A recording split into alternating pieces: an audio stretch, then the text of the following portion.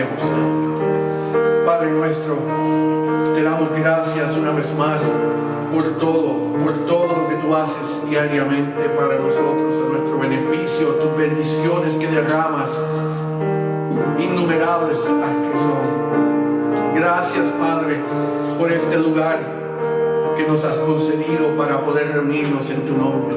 Gracias por todos los que están presentes, Padre. Hay un propósito para ellos. Están aquí porque tú lo has determinado de esa manera. Pedimos por aquellos que no están con nosotros en esta mañana, Lynn, que no se siente bien, Padre, pedimos tu bendición sobre ella, sanidad sobre su cuerpo. Padre, pero todo lo que pedimos, no nuestra voluntad, sino la tuya, que se lleve a cabo. Estamos aquí en obediencia a tu ordenanza. Este es tu día, el día del Señor. Y nos reunimos, Padre, para alabarte y glorificarte como solamente tú mereces. Tú eres Dios sobre todo. Tú eres el único que merece ser alabado y glorificado. Y humildemente nos presentamos ante ti para dedicarte lo que tú mereces.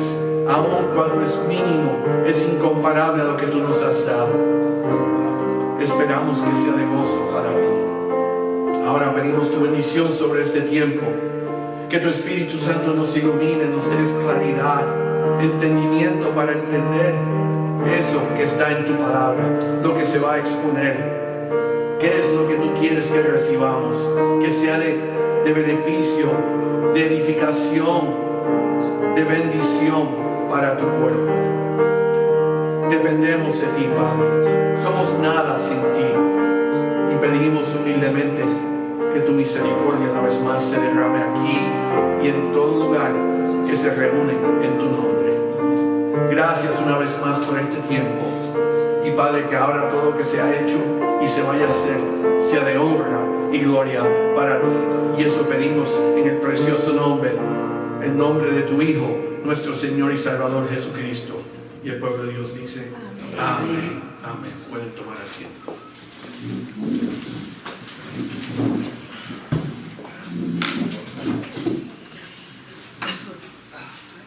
Es un gozo el poder reunirnos una vez más en el nombre del Señor.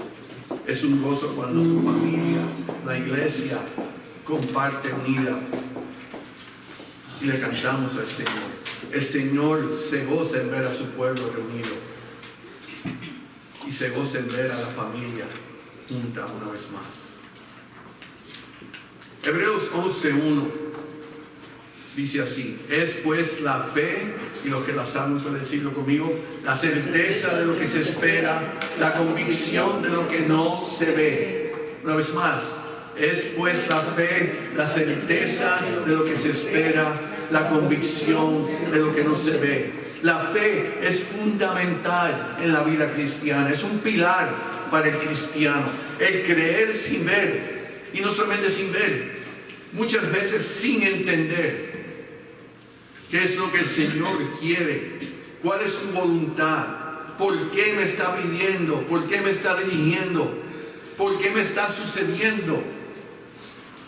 Es pues la fe, la certeza de lo que se espera, la convicción de lo que no se ve. Creemos, tenemos fe simplemente porque confiamos en la persona de Cristo, en quien Él es, el unigénito Hijo de Dios, quien se hizo hombre, se entregó en sacrificio y al tercer día fue resucitado para darnos a cada uno de nosotros la oportunidad y la esperanza de algún día tener vida eterna en el reino de los cielos. Amén. Amén. Por eso creemos. Por eso tenemos fe, y por eso es que la fe es la certeza de lo que se espera y la convicción de lo que no se ve. Creemos que Cristo, el Todopoderoso, todo lo puede. Para Él nada es imposible.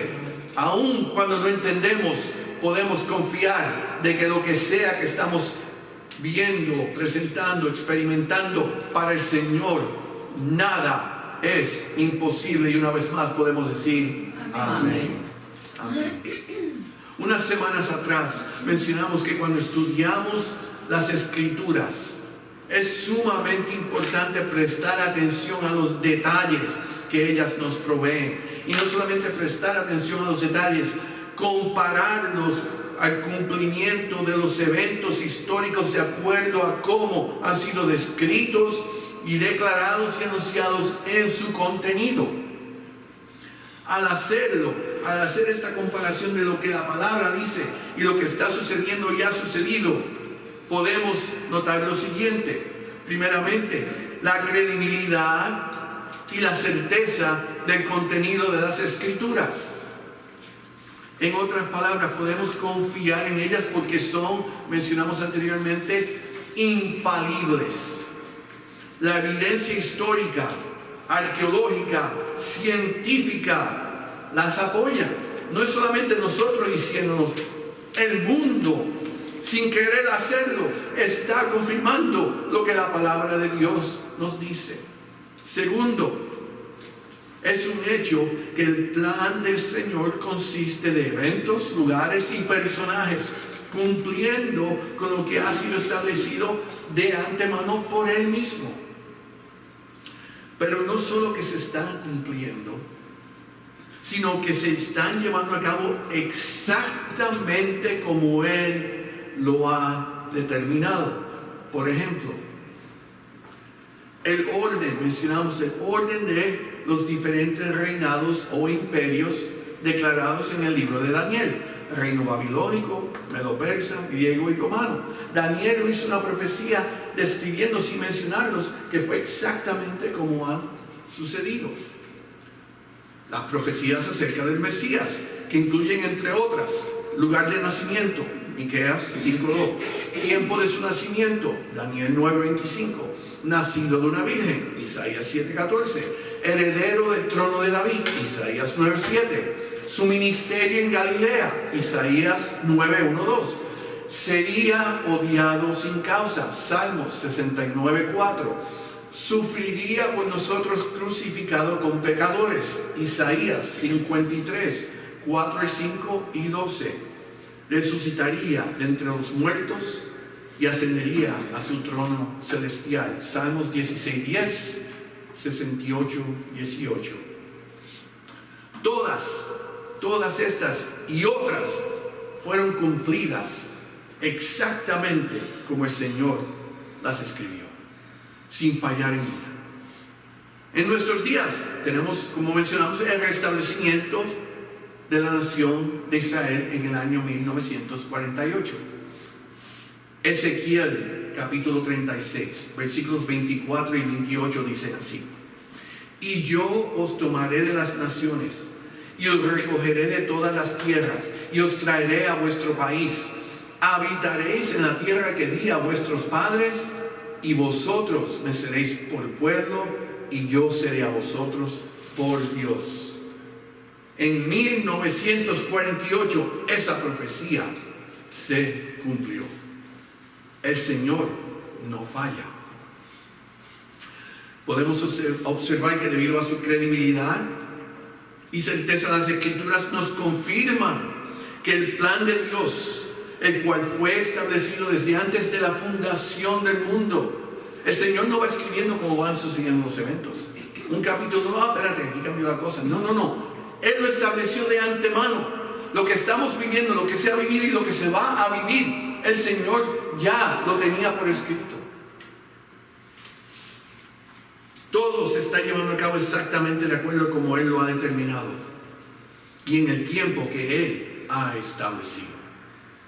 Entonces, al considerar estas y otras profecías que se han cumplido, en combinación con los eventos que ya han sucedido y los que están sucediendo y ocurriendo en nuestros días, tenemos que darnos cuenta que cuando decimos que estamos viviendo en los últimos tiempos, no es solo una expresión o frase popular, es una realidad bíblica. Y esto mencionamos, como dije, unas semanas atrás. Si este es un hecho, si estamos viviendo en los últimos tiempos, si confiamos que esa es la realidad, entonces debería de ser nuestro deseo, la iglesia, de entender qué es lo que se aproxima dentro del plan del Señor. Y no solamente entender qué es lo que se aproxima, qué va a suceder cuando llegue el fin y cuál es la participación y responsabilidad de la iglesia hasta ese momento. Hermanos, muchos cristianos viven de día a día sin pensar por qué estoy yo aquí, cuál es el propósito del Señor para mí, qué responsabilidad tengo yo en estos días, en estos tiempos, en su plan. Y decimos, ya el fin se acerca, y que se acabó la película y me voy para la casa. Y esa es la actitud. No entendemos que hay un propósito por el cual nosotros estamos en estos tiempos viviendo lo que estamos viviendo. No es solamente para ser testigos, yo lo vi. Sí, ¿y qué yo hice durante ese tiempo? Nosotros tenemos un gran privilegio, a lo mejor no lo vemos así porque toda la maldad que vemos en el mundo, Señor, por fin, por favor, ven pronto. No, sí hay maldad, sí el enemigo está atacando, sí los tiempos son difíciles, pero para la iglesia es un gran privilegio que el Señor nos permita estar aquí durante ese tiempo, porque es el tiempo donde Él puede demostrar a través de nosotros su gran poder. Lo que Él puede hacer, lo que Él ha hecho y lo que va a hacer. Y por eso, comenzando hoy, vamos a empezar una serie en el último libro de la Biblia, el libro de Apocalipsis. Un libro que muchos no quieren ni leer. Muchos ni quieren enseñar. Y vamos a ver que es un gran error ambas actitudes. Si no fuera de valor para la iglesia, de importancia para nosotros, el Señor no nos hubiera concedido. Sin embargo, lo puso para que nosotros entendamos qué es lo que se aproxima y por qué estamos nosotros aquí. Y con eso les pido que vayan conmigo al primer capítulo del libro de Apocalipsis. Vamos a leer los primeros 8 versículos.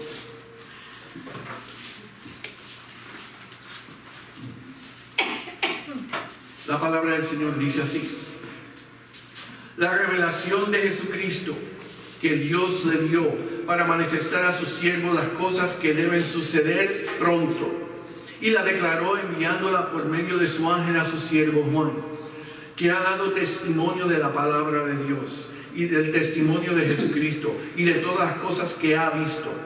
Bienaventurado el que lee y los que oyen las palabras de esta profecía y guardan las cosas en ellas escritas, porque el tiempo está cerca. Juan, a las 7 iglesias que están en Asia: gracia y paz a vosotros del que es y que era y que ha de venir, y de los 7 espíritus que están delante de su trono, y de Jesucristo, el testigo fiel, el primogénito de los muertos y el soberano de los reyes de la tierra, al que nos amó y nos lavó de nuestros pecados con su sangre, y nos hizo reyes y sacerdotes para Dios su Padre. A Él sea gloria e imperio por los siglos de los siglos. Amén. He aquí que viene con las nubes, y todo ojo le verá, y los que le traspasaron, y todos los linajes de la tierra harán lamentación por Él. Sí, amén. Yo soy el Alfa y la Omega, principio y fin, dice el Señor, el que es y que era y que ha de venir, el Todopoderoso. Bendito sea su palabra. El mayor obstáculo, si lo queremos llamar así, en cuanto a este libro es la falta de entendimiento. Hay mucho simbolismo, hay muchas cosas que son difíciles de entender, y debido a ello, pues evitamos leerlo, escudriñar, estudiarlo. Pero espero que con esta serie, aún dentro de esas dificultades que existen, vamos a recibir una gran bendición en el contenido de este libro. Como forma o de información de antecedentes acerca del libro, tengo varios puntos. Primeramente, el libro de Apocalipsis es también conocido como el libro de Revelaciones. Su autor es el apóstol Juan, conocido como el discípulo amado, y quien fue encargado del cuidado de María, la madre de Cristo. Y pido que vayan conmigo al Evangelio de Juan, capítulo 19.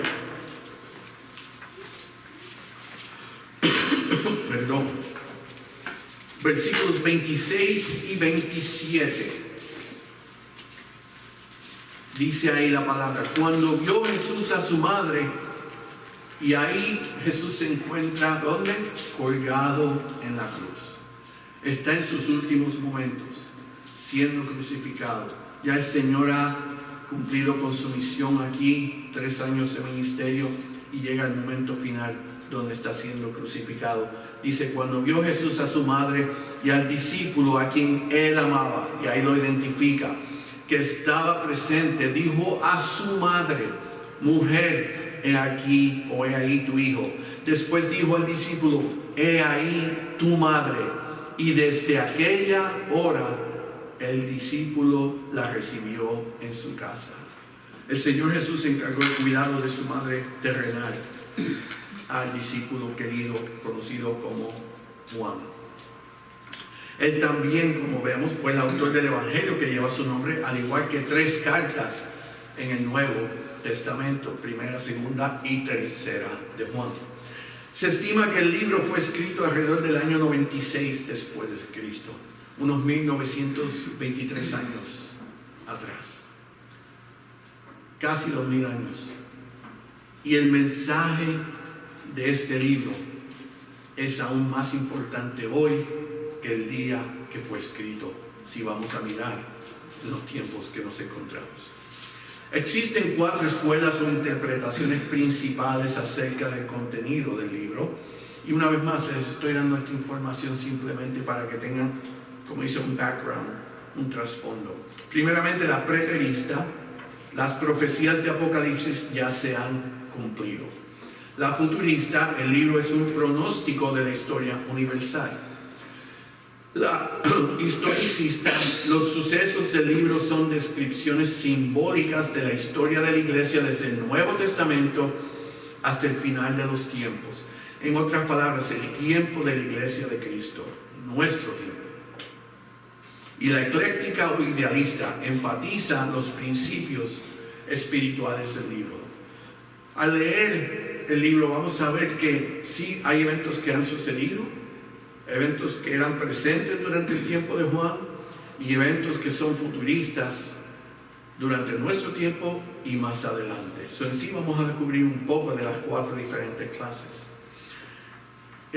La Biblia, de acuerdo a Scofield, tiene un comentario y se lo voy a leer brevemente en cuanto a parte de lo que es el libro.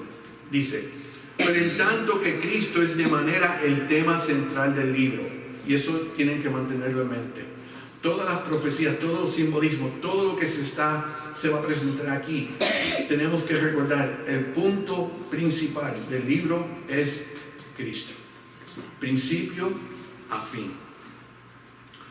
Todos los eventos se mueven hacia un mismo fin: el establecimiento del reino anunciado en el divino pacto. La frase que da la clave del contenido de este libro es la declaración profética de las grandes voces en el cielo, y cuyo significado literal es: el reino mundial de nuestro Señor y de su Cristo ha venido. El libro es, por lo tanto, una profecía. Las 3 mayores divisiones del Apocalipsis deben tenerse muy presentes si la interpretación ha de ser correcta y coherente. A Juan se le ordenó escribir acerca de 3 clases de cosas: cosas pasadas, cosas presentes y cosas futuras. Las cosas que han visto, las pasadas, son las cosas que has visto, es decir, la visión de Patmos, donde él se encontraba. Cosas presentes son las cosas que son, o sea, las cosas que entonces, durante su tiempo, existían. Evidentemente eran las iglesias, y dirige, como vimos, el contenido a 7 iglesias. El templo había sido destruido, los judíos estaban dispersos, de consiguiente el testimonio de Dios se había encomendado a las iglesias. Y entendiendo lo que está diciendo aquí el comentarista, el testimonio de este libro se le encomendó a estas 7 iglesias, porque el mensajero ahora era la iglesia, de igual forma que lo somos nosotros hoy.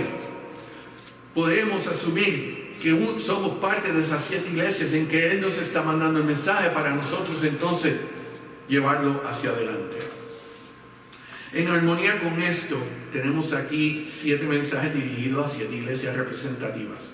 Tercero, cosas futuras, las cosas que han de ser después de estas. Esto es, después de haberse terminado el periodo de la iglesia. Los primeros 4 capítulos del libro, la iglesia es activa. De ahí en adelante hasta el final del libro, la iglesia deja de mencionarse. ¿Ok, hermanos? Y el comentarista dice, estas son las 3 divisiones, pasado, presente y futuro. El libro es una profecía en su totalidad. Cuando Juan lo escribió, él escribió lo que interpretó en la visión. Y mucho de ello él mismo ni lo entendía.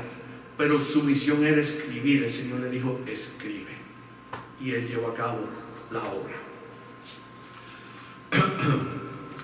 A través de la lectura del libro vamos a observar que algunos pasajes son claros en su enseñanza espiritual. Otros son lo que se pudiera considerar como misteriosos, pero que contienen un elemento que es instructivo. Y otros pasajes que no se pueden interpretar o explicar adecuadamente con los conocimientos actuales. Hay pasajes que vamos a leer y literalmente no podemos decir esto es esto. Necesitamos la dirección del Espíritu Santo para tratar de comprender el mensaje. No deja de tener importancia aun cuando no entendamos, porque la fe es ¿qué? La certeza de lo que se espera, la convicción de lo que no se ve. No siempre vamos a entender, pero tenemos que tener fe. Amén. Amén. Amén. Ah, no se me duerme. Algunas particularidades del libro incluyen: es el único libro de la Biblia que contiene una promesa para los lectores obedientes. Versículo 3. Bienaventurado el que lee y los que oyen las palabras de esta profecía y guardan las cosas en ellas escritas. El Señor nos dice que es de bendición para la iglesia el leer y estudiar este libro. Bendición, lo que quiere decir que perdemos bendición cuando no lo hacemos. Y es triste cuando muchos pastores y maestros de la palabra rehúsan enseñar este libro. Y lo dicen claramente: no me pidan, no lo voy a hacer. Temen el hacerlo. Y es una gran tristeza. Y la excusa primordialmente es difícil de entender. Es difícil de entender. El Señor nos los dio. Él nos dio 65 libros. Él dio 66. Y hay que estudiarlos todos. Por eso es, como dije, necesitamos la dirección del Espíritu Santo. Esta no es palabra o enseñanza de hombre, sino palabra y revelación celestial. Y para eso tenemos al Espíritu Santo. A la misma vez que declara bendición, sus palabras también pronuncian maldición para los que alteren su contenido. Capítulo 22, versículos 18 y 19 del libro dice así: yo testifico a todo aquel que oye las palabras de la profecía de este libro. Si alguno añadiere estas cosas, Dios traerá sobre él las plagas que están escritas en este libro. Y si alguno quitare de las palabras del libro de esta profecía, Dios quitará su parte del libro de la vida y de la santa ciudad y de las cosas que están escritas en este libro. ¿Qué significa esto? Que es de suma importancia, especialmente para todo aquel que asume la responsabilidad de enseñar este libro, el asegurarse que lo hace en la forma adecuada. Tenemos que tener mucho cuidado en lo que estamos enseñando.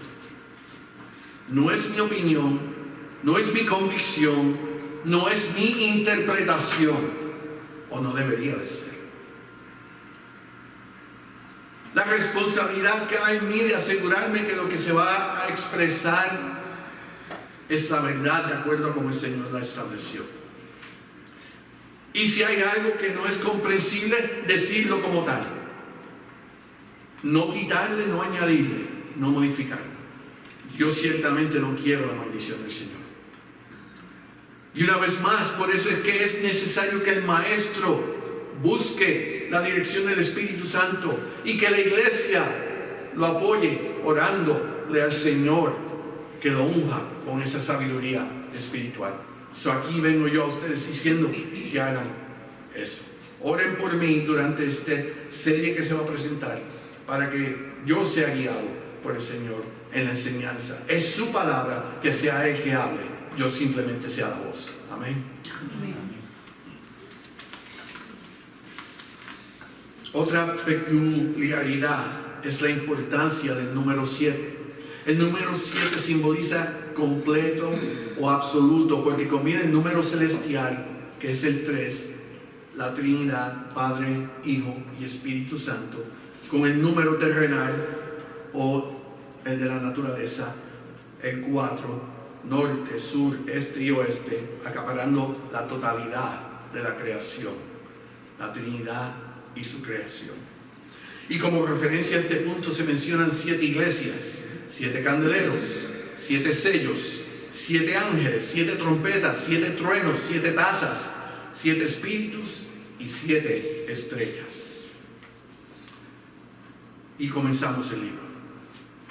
El libro comienza estableciendo que su contenido es la revelación dada por Dios Padre a Cristo, quien es el mediador entre el Padre y el mundo. Versículo 1 dice: la revelación de Jesucristo que Dios le dio para manifestar a sus siervos. Y esta revelación dada a Cristo es a la misma vez declarada por un ángel que Jesús determina, y es el mensajero de Cristo hacia Juan. Y entonces Juan a su vez se convierte en el mensajero de la revelación para las iglesias. Hay un orden: Dios, Padre, Hijo, y el Hijo, mediador entre Padre y nosotros, y sus siervos, ángeles y nosotros. Y es interesante que el libro comience de esa manera, porque nos está dejando saber, esto no es un mensaje de Juan, esto viene directamente del Padre. Y el Padre envolviendo al Hijo, siendo uno de ellos, pero en su función cada cual. Y utilizando a los siervos celestiales, los ángeles, siendo partícipes de lo que se va a llevar a cabo aquí. Y a través del libro vamos a ver esa interacción aún más detallada. El versículo 3 nos dice que no solo nos indica que es importante el leer y oír las palabras de esta revelación, ya que son de bendición, como leímos ahí: bienaventurado el que lee y los que oyen. Para sus lectores es también necesario que sean una realidad en nuestras vidas, ya que el cumplimiento de esta profecía, de acuerdo a la palabra, dice: porque el tiempo está cerca. A ese versículo, al final del versículo 3. El tiempo está cerca, es la revelación que el Señor le da a Juan. Al final del versículo 1, en el versículo 1 dice: la revelación de Jesucristo que Dios le dio para manifestar a sus siervos las cosas que deben suceder pronto. Y el versículo 3 nos dice que la revelación ya está cerca, el cumplimiento está cerca. Y dijimos que esto se escribió alrededor de 1920 años atrás. Y Juan, el Señor le dice: esto ya va a suceder pronto.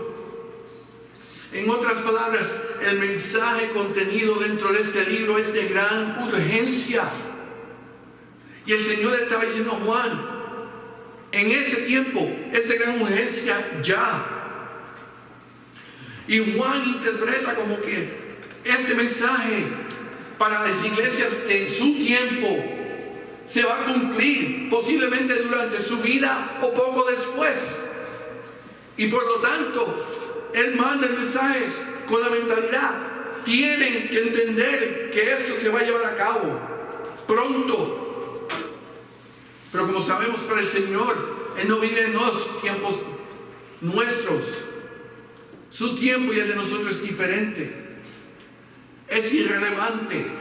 Si el Señor dice viene pronto, el mensaje es urgente y hay que prestarle atención. Y si era urgente para Juan en su tiempo, ¿cuánto más urgente es para la iglesia hoy? Que hemos observado el cumplimiento de tantas profecías y los tiempos que estamos viviendo comparado a lo que la palabra del Señor dice. Así que, si entendemos la urgencia que contiene, tenemos que poner al lado nuestros prejuicios en cuanto es muy difícil o yo no entiendo, y hacer todo lo máximo posible para poder apreciar lo que el Señor nos está tratando de enseñar y declarar en sus palabras, porque este mensaje no es solamente para nosotros, es para el mundo. Y la película se está acercando al final. Y dentro de ese contexto, cuando empecemos a leer los juicios del Señor, lo que se aproxima, lo que le espera al mundo y todo aquel que esté aquí, tiene que hacer que nuestro corazón se remueva de tal forma que nuestro deseo debe de ser ir y decirle a alguien. Cada cual tiene que oír y recibir, pero nuestra función aquí, una vez más, es un privilegio. Tenemos la revelación final y podemos dejársela saber a otros, y es para beneficio de ellos. En los próximos versículos del 4 al 8 encontramos la salutación del apóstol hacia los recipientes de su mensaje. Y dice: el mensaje es enviado a 7 iglesias en Asia. Y vamos a tocar más adelante en más detalle acerca de las 7 iglesias individualmente. Ahora, debemos comprender, como mencioné anteriormente, que el mensaje no era solo para estas iglesias. Ellas simplemente eran el punto de contacto para que el mensaje siguiera adelante. De igual forma que el mensaje del Evangelio no es para unos pocos elegidos. El mensaje del Evangelio es para todo aquel que quiera oírlo. Y nuestra función es ir y llevar el mensaje. Porque el Señor no quiere que nadie perezca. No podemos decir este sí, aquel no. La función de la iglesia es llevar el mensaje. Observemos que Juan, y de acuerdo a la mayoría de los escolares, él da la salutación y la bendición a las iglesias en el nombre de Dios en sus 3 personas, lo que conocemos como la Trinidad. Versículos 4 al 8. Juan a las 7 iglesias que están en Asia: gracia y paz a vosotros, del que es, el que era y que ha de venir, y de los 7 espíritus que están delante de su trono, y de Jesucristo, el testigo fiel, el primogénito de los muertos, el soberano de los reyes de la tierra. El apóstol define a Dios Padre en términos de su naturaleza eterna, del que es y que era y que ha de venir. Dios Padre eterno e inmutable, lo mismo para la iglesia del Antiguo Testamento como para la iglesia del Nuevo Testamento, que es y quien será el mismo para la iglesia triunfante que está por venir. Dios siempre ha sido, siempre es y siempre será. Por otro lado, dice: el Espíritu Santo es escrito como los 7 espíritus. Y hay muchos que dirán: ¿qué 7 espíritus? ¿De qué está hablando? La idea de los 7 espíritus es una cita del Antiguo Testamento que se encuentra en Isaías 11:2, donde describe 7 aspectos del Espíritu Santo. El versículo dice así: y reposará sobre él el espíritu de Jehová, espíritu de sabiduría y de inteligencia, espíritu de consejo y de poder, espíritu de conocimiento y de temor de Jehová. No es que haya 7 diferentes espíritus de Dios, sino que el Espíritu Santo acapara todas estas características en plenitud y perfección, entendiendo que el Espíritu Santo es Dios. Tercero y último, la tercera persona de la Trinidad, Jesucristo, el testigo fiel, el primogénito de los muertos y el soberano de los reyes de la tierra. Testigo fiel habla de la absoluta confiabilidad y fidelidad de Jesús a su Padre y a su pueblo hasta la muerte y muerte de cruz. Testigo fiel nos da a entender la sumisión de Jesús a dejar su reino celestial, humillarse como hombre, entregarse en sacrificio, en obediencia y por amor al Padre y a su creación.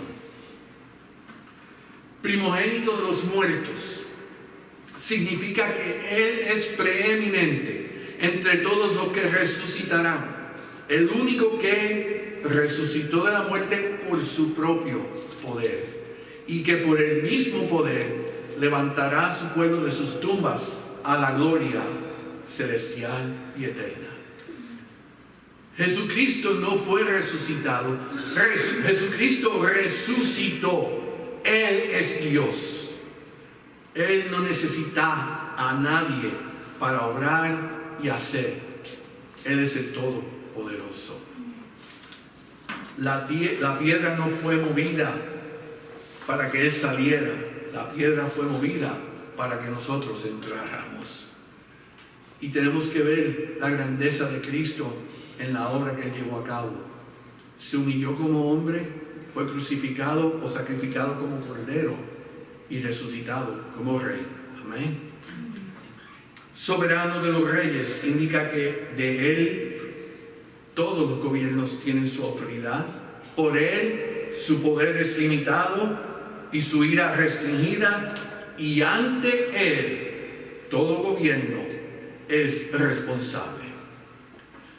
¿Cómo es posible que el Señor permita Fidel, permita Osama, permita Hitler, permita aquel, el otro? Su día llegará, y algún día cada uno de ellos tendrá que presentarse ante el trono blanco y ser juzgados por ese Rey de Reyes.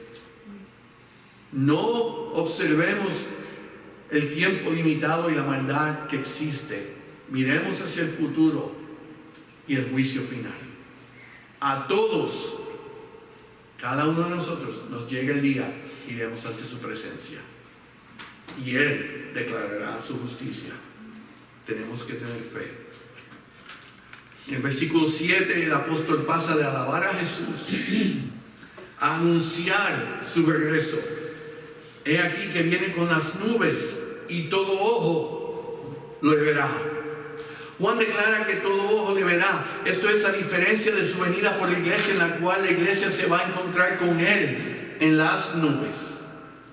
En 1 de Tesalonicenses capítulo 4, versículos 16 y 17, la palabra dice así: porque el Señor mismo con voz de mando, con voz de arcángel y con trompeta de Dios descenderá del cielo, y los muertos en Cristo resucitarán primero. Luego nosotros, los que vivimos, los que hayamos quedado, seremos arrebatados juntamente con ellos. ¿En dónde? En las nubes, para recibir al Señor en el aire, y así estaremos siempre con Él.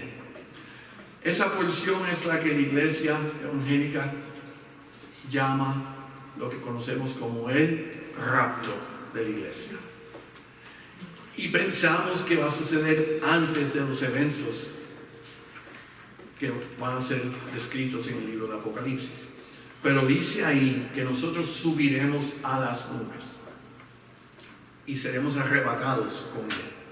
A diferencia de lo que acabamos de leer en el libro de Apocalipsis, donde dice que he aquí que viene con las nubes y todo ojo lo verá. En la descripción en Tesalonicenses, no todo ojo lo verá. Nosotros vamos a simplemente desaparecer y el mundo va a tener total y absoluta confusión de lo que está sucediendo. El apóstol también declara que Él viene con las nubes. Y pudiera haber cierta confusión, pero si miramos, el Señor lo había determinado de esa manera. En su partida de regreso a su reino celestial, cuando Él se despide de sus discípulos y Él sube al cielo y desaparecen las nubes y los discípulos están mirando y observando y ya el Señor había desaparecido. Versículos 9 y 11 del primer capítulo de Hechos dice así: y habiendo dicho estas cosas, viéndolo ellos, fue alzado y le recibió una nube que lo ocultó de sus ojos. Y estando ellos con los ojos puestos en el cielo, entre tanto que Él se iba, he aquí se pusieron junto a ellos dos varones con vestiduras blancas, los cuales también se le dijeron: varones galileos, ¿por qué estáis mirando al cielo? Este mismo Jesús que ha sido tomado de vosotros al cielo, así vendrá como le habéis visto ir al cielo. En la forma que se fue, es en la forma que va a regresar. Y Juan aquí nos lo declara. Este evento va a ser otro cumplimiento de profecía.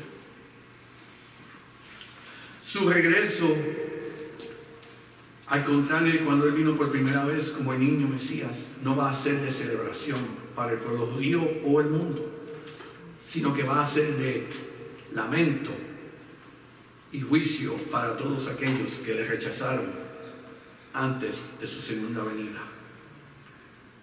Dice ahí: todos los linajes de la tierra harán lamentación por Él. La iglesia mira hacia adelante para cuando el Señor se la lleve. La iglesia anhela estar con el Señor. La iglesia mira hacia esa esperanza al día que vayamos con Él. Pero cuando Él vuelva, hermanos, cuando esto se lleve a cabo, desafortunadamente para todos los que estén aquí, va a ser un tiempo de dolor y sufrimiento. Ya se acabó, como pudiéramos decir. El Señor dio oportunidad y oportunidad y oportunidad. Y ahora vienen sus juicios. Y por eso es que este mensaje es tan urgente. Juan concluye su salutación con una introducción directa de parte de Cristo para los lectores del libro. Versículo 8.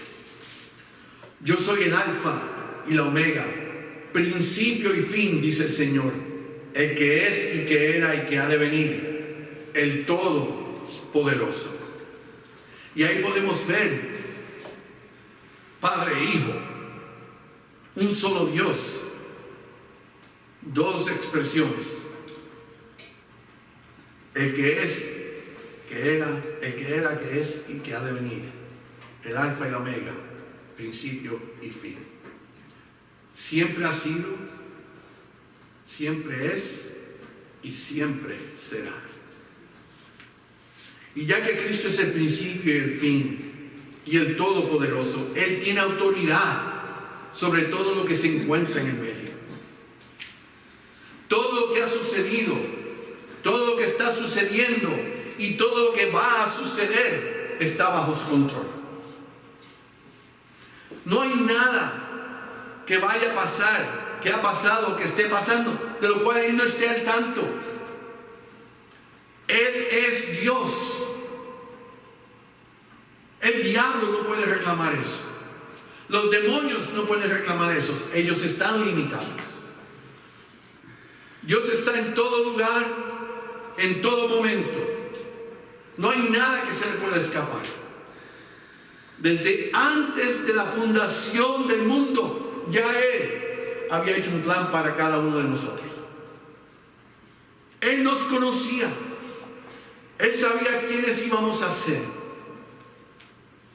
Y eso no ha cambiado. Y por lo tanto, el contenido de este libro está bajo su control. Y lo que va a suceder, Él lo ha predeterminado. No va a cambiar, no va a ser más ni va a ser menos. Va a ser exactamente como Él lo ha establecido. Lo que significa es que la seriedad del contenido de este libro es inmensa y de gran importancia para nosotros. Nosotros no queremos estar aquí cuando esto suceda. Y en realidad no deberíamos querer que nadie estuviera aquí cuando esto suceda. Pero si no entendemos lo que nos dice, ¿cómo podemos apreciar la seriedad de lo que contiene?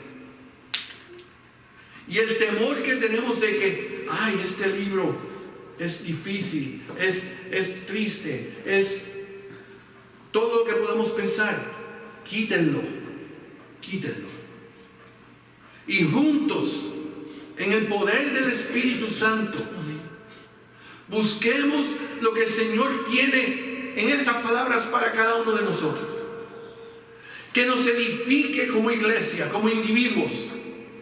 Que nos dirija en el paso, en la jornada, en la función, en la misión que Él tiene para cada uno de nosotros.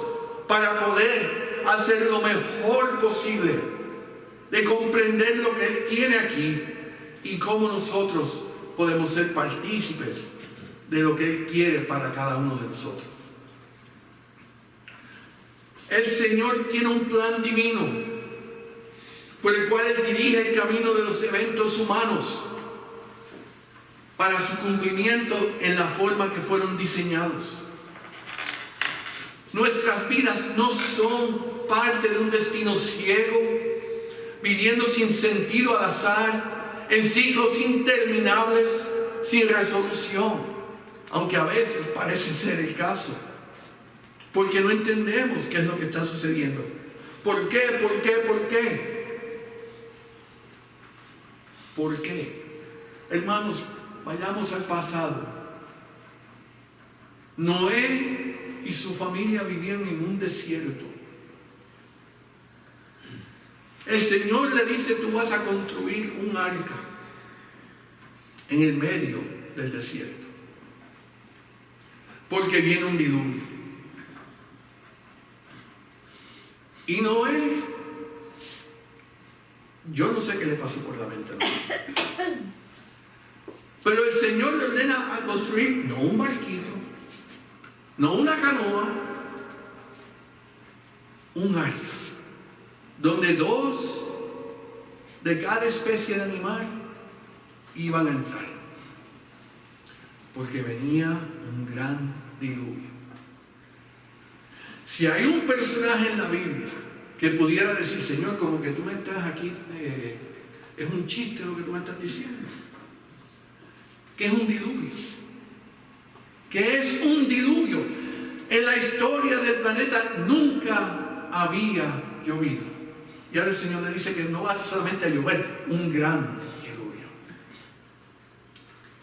Y Noé comienza a construir el arca por 120 años. Él y su familia construyendo un arca. Si había necesidad de fe de parte de Noé en algún momento, ese era el momento. Él simplemente recibió las instrucciones de parte de Dios para que hiciera algo que era incomprensible y dentro del criterio humano sin ningún sentido. ¿Qué va a ser un arca en el desierto? 120 años más tarde, el arca está completa, pero no acababa ahí. ¿Y los animales quién los va a ir a buscar? El Señor los trae. Una pareja de cada especie. Y vienen los animales. Y hermanos, si pudiéramos tratar de ubicarnos en ese evento. Noé y su familia, ok, ya está el arca, y ahí viene el elefante, el león, y el tigre, y las dos serpientes, y las parejas, ¿por dónde entrar? ¿Cuál sería nuestra reacción? Viendo la mano de Dios obrando exactamente como Él dice. Ok, Noé quizás tenía fe, y los hijos, papi, ¿qué es un arca? Diluvio, ¿qué es eso? Pero en obediencia al Padre, construyen el arca, vienen los animales, y el Señor dice, yo cierro la puerta. No tú, yo. El Señor declaró juicio. El Señor dice, el juicio es mío sobre esta humanidad malvada. Y Noé y su familia en obediencia entran. No ha caído una gota del cielo. Y el Señor cierra la puerta. Y como sabemos, el gran diluvio vino. Esa familia, dentro del arca, con los animales, ¿qué pudiera estar pasando por la mente de ellos hasta que esa primera gota cae? ¿Qué pensaban que iba a suceder? Pero para el obediente, al que tiene fe en Cristo, el Señor lo protege y cuida de él. Y su bendición está con él. Vino el juicio sobre la humanidad, pero Noé y su familia fueron protegidos. La iglesia tiene que demostrar fe, aun cuando no entendemos. Y confiar que si el Señor dice, esto va a suceder, hermanos, es un hecho, va a suceder. ¿Qué tengo yo que hacer ahora? Poner mi confianza en Cristo y decir, heme aquí, Señor, ¿qué tú quieres que yo haga? Y esa tiene que ser nuestra actitud a través de las próximas semanas. Yo no entiendo, pero si el Señor lo dice, heme aquí, Señor, hasta el fin yo te sigo. Y si somos obedientes en fe, la bendición viene sobre su iglesia. Amén. Como dije, nuestras vidas no son parte de un destino ciego, viviendo sin sentido al azar en ciclos interminables sin resolución. Por el contrario, Jesucristo, que es el alfa y la omega, el principio y el fin, y el todopoderoso, tiene autoridad y poder sobre toda la historia humana e incluso nuestras vidas individualmente. Sin Cristo somos nada, pero con Cristo, ¿quién contra nosotros? Conclusión. En este libro vamos a ver la batalla final del conflicto moral y espiritual de las épocas. Los miles de años, la historia de esta humanidad llega a una conclusión. Y ese conflicto entre la maldad y Satanás y nuestro Señor Jesucristo concluye con el Cordero de Dios en victoria. Y esa es la profecía final. Cristo viene y viene a reinar por la eternidad. Y a eso el pueblo de Dios dice, amén. Padre Santo, gracias. Gracias por este libro. Gracias por el contenido que se encuentra en él. Y aún a pesar de lo que interpretamos como dificultad, sabemos, Dios mío, que con la dirección de tu Espíritu Santo, en fe podemos ser edificados, podemos crecer y acercarnos más a ti dentro del mensaje que vamos a leer en este libro. Buscamos tu dirección, Padre Santo. Pedimos que tu Espíritu Santo nos ilumine semana tras semana dándonos entendimiento y claridad. Y aun cuando no entendamos, tener la fe y la confianza de que sabemos que tú estás en control. Que no sea simplemente otro libro, otra enseñanza, pero que sea algo que nos impacte, Padre, en nuestra vida cristiana y en la responsabilidad que tú nos has encomendado para llevarla a cabo en la forma que tú quieres y esperas de nosotros. Guíanos, Padre, pedimos, y que al final de todo tú seas glorificado en la manera que solamente tú mereces. Padre, Hijo y Espíritu Santo, por los siglos de los siglos. Amén. Amén. Amén. Alabemos al Señor.